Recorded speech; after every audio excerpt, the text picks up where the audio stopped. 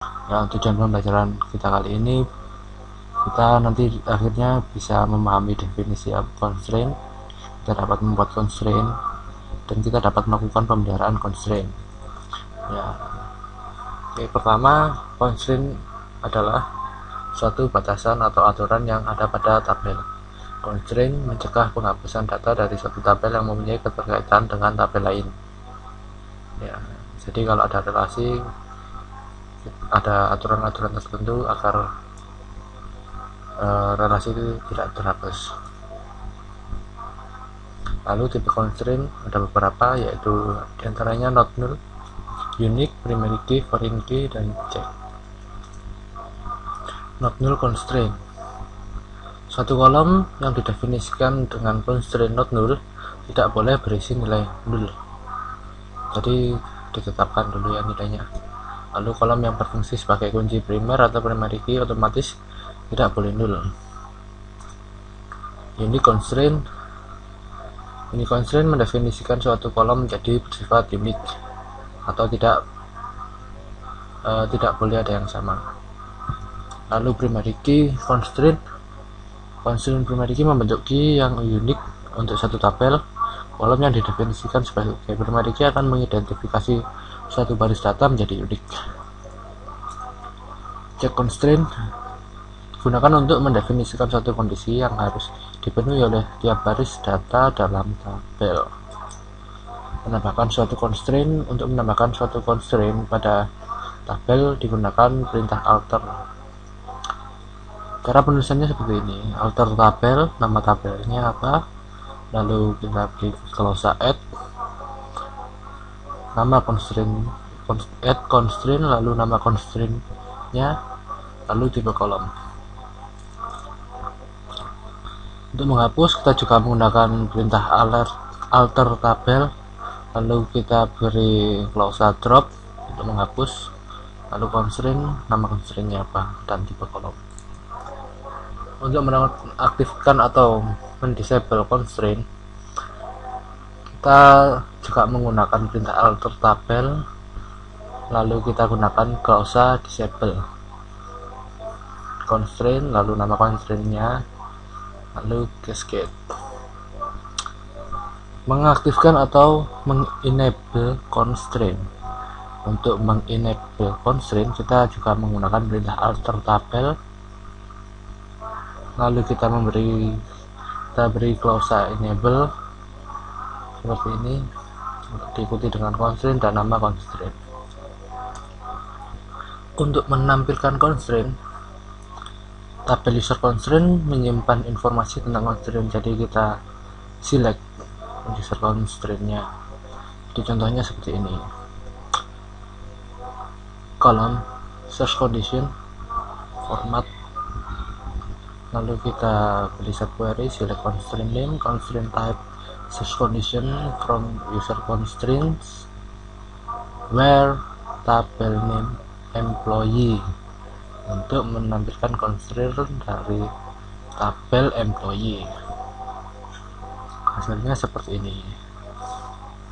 Nah, keterangannya, kolom type constraint atau constraint type yang berisi C berarti adalah constraint check. Lalu R untuk referential integrity atau foreign key, lalu P untuk primary key, dan U untuk constraint unique. Oke, selesai. Kita beralih pada latihan soal.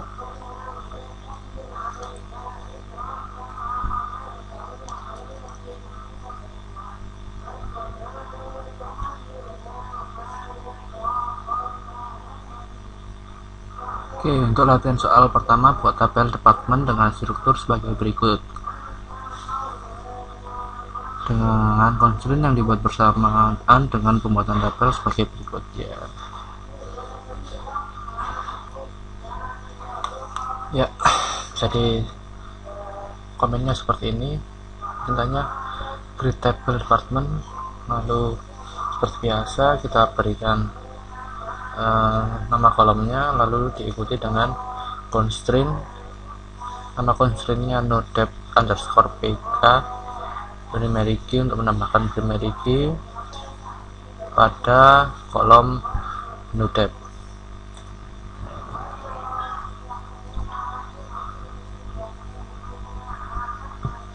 Ya, ada kesalahan di sini. Oke, mungkin di sini karena label department sudah terpakai pakai T ya, di sini tidak ada. Oke, kita ulangi.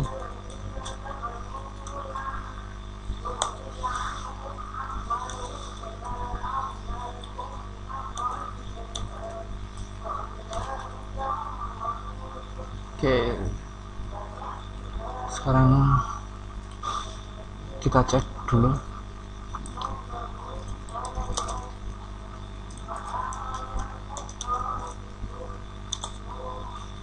Oke, selesai.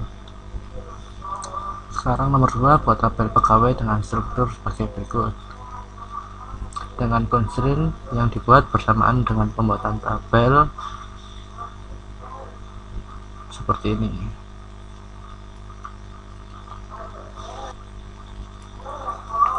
Oke, kita coba dengan perintah seperti ini, create tabel pegawai dengan kondisi gaji lebih dari 0. Oke. Ada error di sini. Kita ulangi lagi.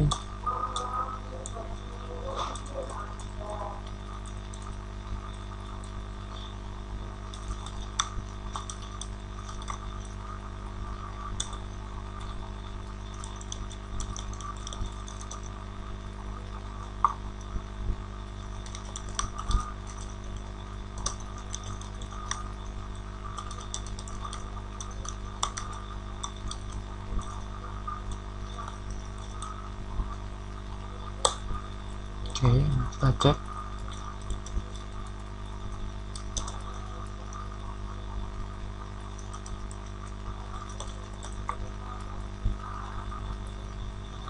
Oke, nomor 2 selesai. Lalu kita berlanjut lagi nomor 3, buat constraint baru pada tabel department. Nama dep q, tipe constraintnya unique. Oke, kita cek. Oke, masuk.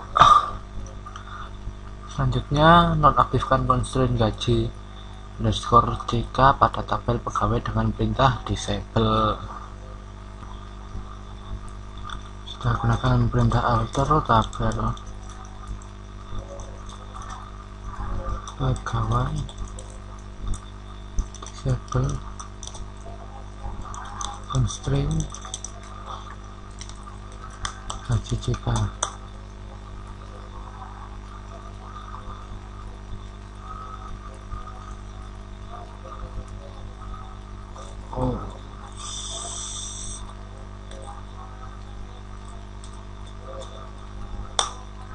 Oke, selesai. Lanjut lagi nomor 5, tambahkan baris baru ke dalam tabel pegawai.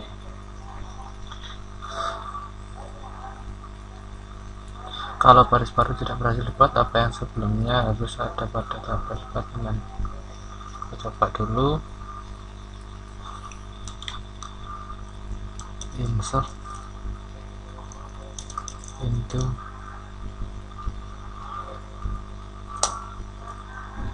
pegawai.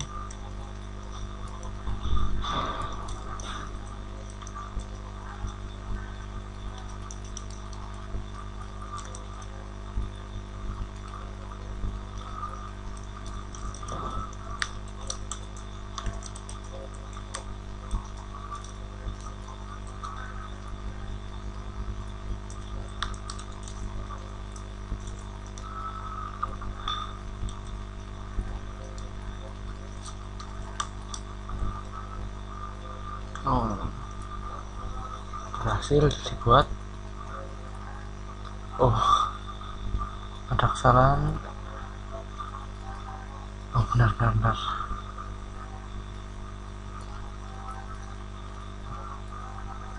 Oke, selanjutnya lagi aktifkan kembali constraint gaji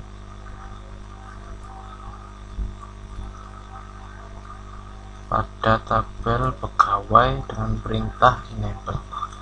Kita alter tabel pegawai enable constraint gaji.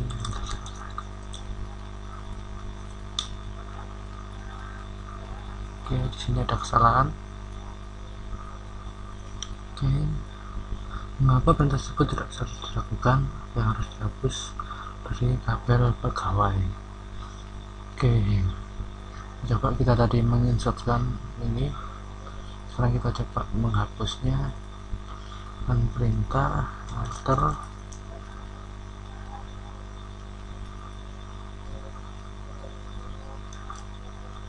untuk menghapus gunakan perintah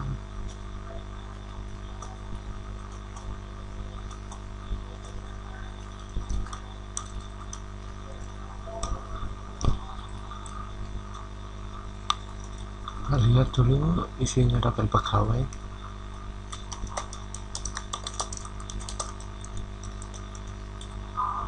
Nah, kita coba hapus.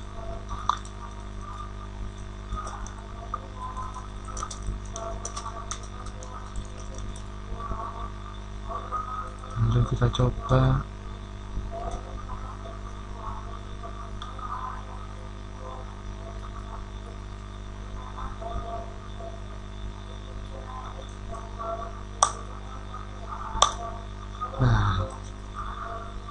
bisa.